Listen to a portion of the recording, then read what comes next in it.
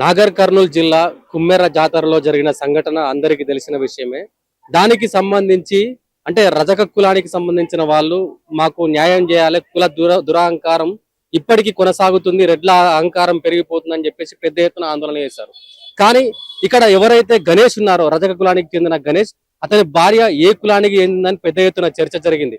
ఒకరేమో కొంతమంది ఎస్సీ కులానికి చెందిన వారని, ఇంకో కొంతమంది బీసీ కులానికి చెందిన వాళ్ళని చెప్పేసి పెద్ద ఎత్తున మాట్లాడుకున్న సంగతి తెలిసిన విషయమే. సో ఇదే అంశానికి సంబంధించి ఒకసారి మాట్లాడే ప్రయత్నం చేద్దాం. అన్న, ఏంటి అసలు మౌనిక అంటే గణేష్ భార్య మౌనిక ఏ కులానికి చెందిన వ్యక్తిగా మనం పరిగణించవచ్చు అసలు? నేను వంశరాజ్ తెలంగాణ రాష్ట్ర అధ్యక్షుడిని. మా సంఘంలో మాదొకటే యూనియన్ ఉంటుంది. నేను ధృవీకరించేది ఏంటంటే ఆ మౌనిక అమ్మాయి గణేష్ గారి భార్య పూర్తిగా ఖచ్చితంగా వంశరాజ్ కులానికి చెందిన వ్యక్తి. మరి చాలా మంది మాదిగ కులానికి చెందిన ఆమె అని చెప్పేసి చెప్తున్నారు కదా. అయితే వాళ్ళ అమ్మ వంశరాజు, అమ్మాయి వాళ్ళ అమ్మ మౌనిక వాళ్ళ అమ్మ. మృతురాలి తల్లి పేరు మౌనిక. మౌనిక తల్లి కూడా వంశరాజు అయినప్పటికీ ఆమె భర్త ఆమె ఇంటర్ కాస్ట్ ఎస్సీని చేసుకోవడం జరిగింది మాదిగ సమాజానికి.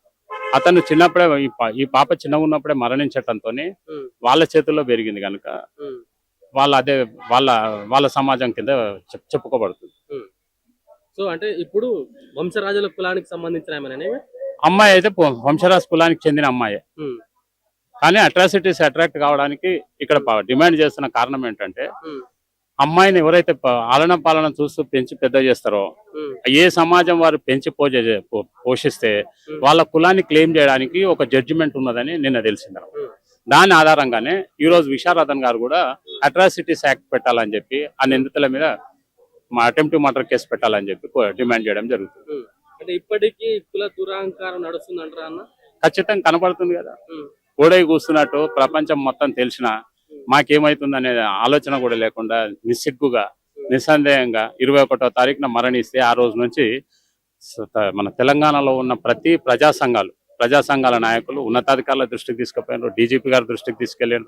మరి న్యాయం చేస్తామని హామీ ఇచ్చినప్పటికీ 8 మంది నిందితులలో 3 అరెస్ట్ చూపించి ఇంకా 5 మందిని పట్టలేని దురదృష్టకరమైన పరిస్థితి. అంటే ఇంకా దానికి ఏమి మీకు ఆలోచన అర్థమవుతలేదా? పోలీసులు పట్టుకోలేని వ్యక్తి ఎవరైనా ఉంటారా? ఇన్ని రోజులలో పట్టుకోవాలనుకుంటే 24 గంటల లోపల వాళ్ళు తీసుకొచ్చి మన జడ్జి ముందర నిలబెట్టగలుగుతారు. కానీ క్లియర్ గా కొట్టొచ్చినట్టు అర్థమవుతుంది కదా. వాళ్ళు రాజకీయ ప్రెషర్లకు ఒత్తిళ్లకు గురై లోనై వాళ్ళని తీసుకురావట్లేదు, అందుకే అబ్స్కాండింగ్ చూపిస్తున్నారు. అందుకే మేము కూడా కోరేది ఏంటంటే, మీ ద్వారా కానివ్వండి, ఈరోజు ధర్నా ద్వారా సామాన్యుల పక్షాన ఉండాలా చట్టం అనేది. సామాన్యులకు, మామూలు వ్యక్తులకు కూడా చట్టం మీద నమ్మకం కలగాలి, విశ్వాసం కలగాలంటే చట్టం ముందు అందరూ సమానమే, పేడాబాబులను రక్షించడం ప్రయత్నం చేయొద్దని, వాళ్ళు నిష్పక్షపాతంగా వాళ్ళని తీసుకొచ్చి కఠినంగా శిక్షిస్తే తప్ప ఈ చట్టం మీద, న్యాయం మీద సామాన్యులకు ఒక భరోసా కలగదని మేము కోరుకుంటున్నాం. అంటే ఇప్పుడు రెడ్ల ఆధిపత్యం కొనసాగుతుందా? ఇంకా రెడ్ల ఆధిపత్యం అంటే సరే, దానిలో కొందరు దురహంకారంతోనే ఎవరైతే బిహేవ్ చేస్తున్నారో ఇప్పటి వరకు వచ్చి కనీసం సంజాయిషి చేయడం కానీ, ఆ కుటుంబ నేపథ్యం కానీ, అక్కడ ఉన్న సర్పంచ్ కానీ, మరి ఎవరైనా ప్రజాప్రతినిధులు కానీ, నిజ నిర్ధారణ కమిటీ కానీ, అక్కడ స్థానికంగా ఉన్న పోలీస్ వ్యవస్థ కానీ, వాళ్ళందరూ ఎంతసేపు వాళ్ళని రక్షిద్దాము, వాళ్ళని బయటపడేద్దాము అనే ఆలోచనతోనే, ఆ దృక్పథంతోనే మిస్లీడ్ చేసే పరిస్థితే కనబడుతుంది తప్ప వాళ్ళు సామాన్యుల పక్షాన ఉండడానికి సాధ్యపడదు. మరి దళిత నాయకుడు అయినటువంటి మల్లురావు గారి ఆధ్వర్యంలో నిజ నిర్ధారణ కమిటీని వేసినప్పటికీ ఆయన సామాన్యుల పక్షంలో లేడు. ఎందుకంటే వాళ్ళ అధికారంలో ఉన్నటువంటి నాయకులకు దగ్గరి సమీప బంధువు నిందితులు, వాళ్ళని రక్షించే ప్రయత్నమే జరుగుతుంది ఇక్కడ.